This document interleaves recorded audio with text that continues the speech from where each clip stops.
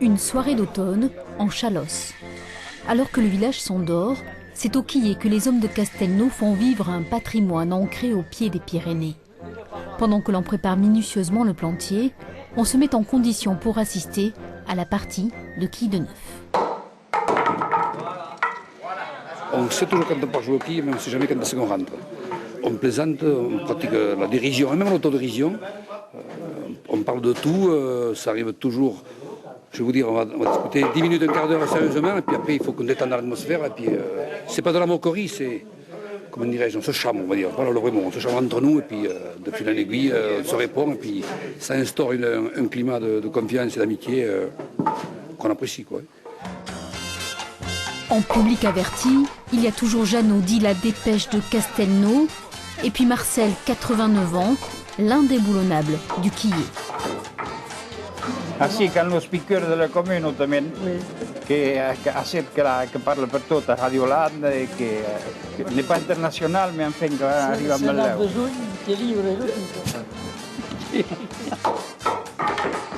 y a toujours eu un quillet à Castelnau? Oui, il y en avait 3, un dans chaque bistrot. Il y avait 3 bistrots, 4 même. Et il n'y avait que ça autrefois dans les communes. Le bistrot, c'était la salle des cartes ou le billard. Oh, le billard. Le billard n'est pas arrivé de suite. Hein. Moi, j'ai vu de suite que le quillet et les cartes, quoi. Voilà. Mais ça restait jusqu'à minuit. Maintenant, adios. Il n'y en a plus aucun. Je ne sais pas ce qui sont les gens. C'est au XVe siècle que l'on trouve les premières traces du jeu de quilles de neuf dans le Béarn.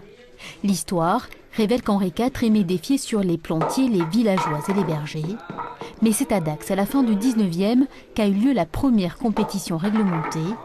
À l'époque, le jeu était très répandu dans le sud des Landes. L'explication de dire pourquoi il se joue les quilles de neuf ici, mais il ne se joue pas les quilles de neuf dans le Marancien ici ou dans la Haute-Lande, puis ils jouent eux au quilles au maillet ou d'autres jeux de quilles. Et là l'explication reste toujours sans réponse. D'apparence simple, les quilles de neuf est un jeu complexe où, comme au billard, il faut reproduire une douzaine de figures. Pour un jeu parfait, il faut faire tomber 4 quilles. La boule doit rester au final dans le périmètre marqué au sol. La boule pèse quand même 6 kg, mais ce n'est pas une question de force, c'est plus une question de prise de quille. Vous savez, si on prend la quille suffisamment dessous, on n'a pas besoin de faire des efforts. Voilà. Et rien que le ballon de la quille, de la boule, ça nous donne suffisamment de force. Mais enfin, on ne voit pas de dame faire jouer à ce jeu. Entre Béarn, Landes et Bigorre, 34 plantiers sont aujourd'hui en activité. C'est sûrement le plus ancien sport pratiqué dans la région. Grâce à des passionnés comme à Castelnau-Chalosse, la tradition des quilles de neuf continue à se transmettre pour que perdure ce lien indispensable entre les générations.